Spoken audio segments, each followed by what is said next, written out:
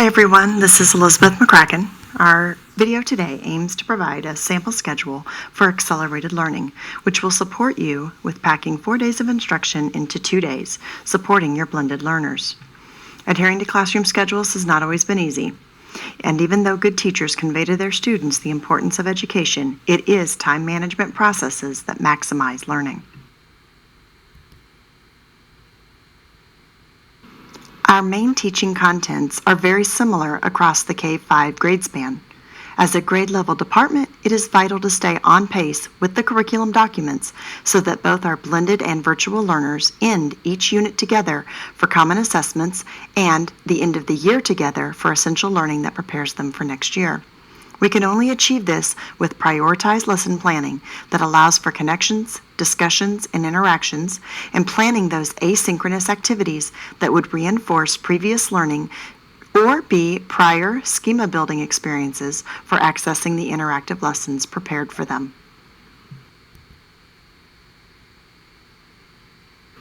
Lesson planning is essential because it helps us make decisions in advance of what and how we're going to teach, and the amount of time that every assignment, procedure, and explanation is going to require.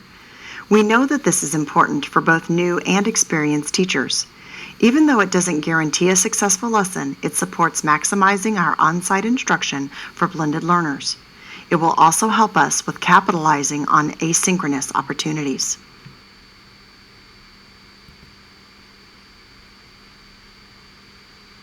As you know, blended learners will be on site for 2 consecutive days. So what will your students be doing for the 3 alternative days? When I put my teacher hat on, I started to design a weekly schedule that would allow students to know in advance the learning intentions, success criteria, and any assessments that would be presented that week. In this way, the students could have a clear purpose and could pose any clarifying questions that they might have in advance of new learnings so that I could help address their needs more precisely. When I have my students in front of me, of utmost importance to me is reading, writing, and math. I started by thinking about what the week would look like. As you can see on the screen, the Monday, Tuesday A days and Thursday, Friday B days are listed. Down column A, you can see where I started plotting out the maximization of my time when I have my students in front of me on site.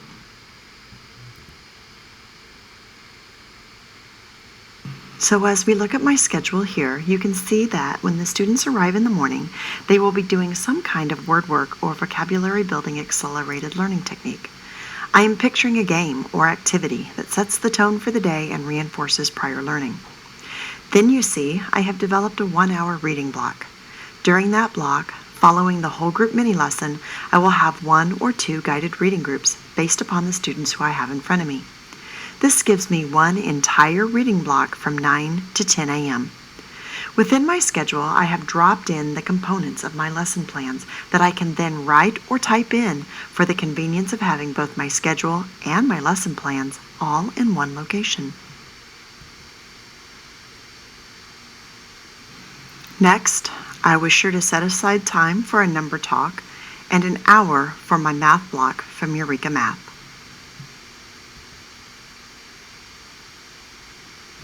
Before lunch, I would have a 30-minute writing block using Being a Writer. Then, since students might be eating lunch in the classroom, it would be the perfect time to have a read aloud, not an interactive or a mentor text read aloud, but just the basic read aloud for the love of hearing the story. That would set me up to use that text in future interactive read alouds and mentor text lessons down the road because they will already have been exposed to the book. I'm confident I will have at least 30 minutes of duty-free time to eat and take care of my personal business while students are at specials or recess. When students return, I would have a second reading block for another hour, another whole group mini lesson. Essentially, I have 2 whole reading blocks in one day. The guided reading groups would be the Day 2 lessons from the reading block started in the morning. This allows each guided reading group to go through 4 lessons in the 2 days they are with me. Following the second reading block is a second math block to get through 2 math lessons each day. The last 45 minutes or so, I could do an OG lesson, or I could allow students to go back and complete the writing lesson from before lunch. This would be the same flow for B-Day students. I might use the same whole group lessons, but I might not, because they are different students and we do take that into account when planning.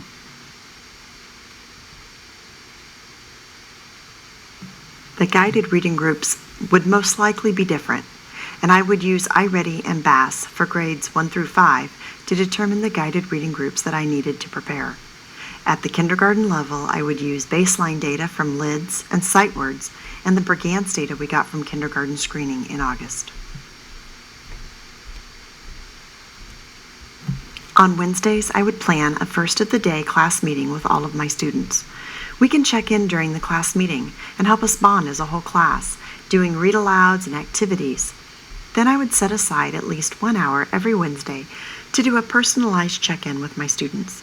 I would be strategic to rotate through the class as the weeks go by. Also, I could block out department meetings that would occur, as well as building level and district level professional development and other meetings would also be noted on my plan. So then I think about what would I plan for with the off-site days? What would the 3 other days look like? To me, this is when science, social studies, and reteaching and reinforcement lessons and activities would occur. On Wednesdays, both groups would attend the all-class Zoom and complete iReady instruction lessons. I would need to think through what the other lessons could be across all 3 days. Lessons that would help prepare for upcoming on-site instruction or reteaching of previous lessons. For example, I might have them watch a math video, complete items from the Learning Choice menu, submit an informal assessment of some kind to check for understanding, log into RazKids and complete an activity that combines multi-sensory intake styles, like we learned about in the Accelerated Learning PD at the beginning of the year. There could be an exit ticket or workbook page or some other check. Also, on these days, we want to include the defined learning activities. These are the perfect days to embed those ongoing projects while off-site. The other thing I thought about from the accelerated learning techniques is how to weave them into our asynchronous teaching lessons. We want students thinking rather than telling, and we want them to be using the accelerated learning techniques to access high learning more quickly, to take in new learning more efficiently. Actively engaged in off-site learning will ensure more on-task and enjoyable learning when on-site. Going back to the on-site planning page, I started thinking about how intentionally I should be planning out which Marzano strategies would support the teaching and professional growth plan goals that I had set. Also, I needed to think about the accelerated learning techniques that would best amplify learning for the day's lessons. Also, are there routines and procedures that need reinforcing so that time is not wasted on management issues? Time spent teaching and reinforcing those makes up for time that I could be using for the acceleration of our current standards.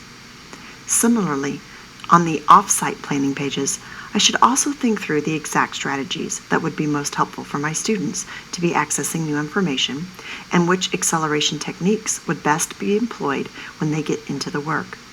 I would ensure videos or links or activities that were posted for students which should have the strategies and techniques that are used. We hope this is supportive for you as you think through the planning for the week. I am not planning 2 separate sets of lessons. It's just 1 week of learning. The mode that I'm using is what's different based on the student's location. Maximizing the teaching that is most important for in-person learning and ensuring the asynchronous lessons are equally engaging through a different mode and does not require my direct instruction for their access to the learning. Please let us know if there's anything else we can do to support you or other information that would be of help. Have a great rest of your day. Thank you.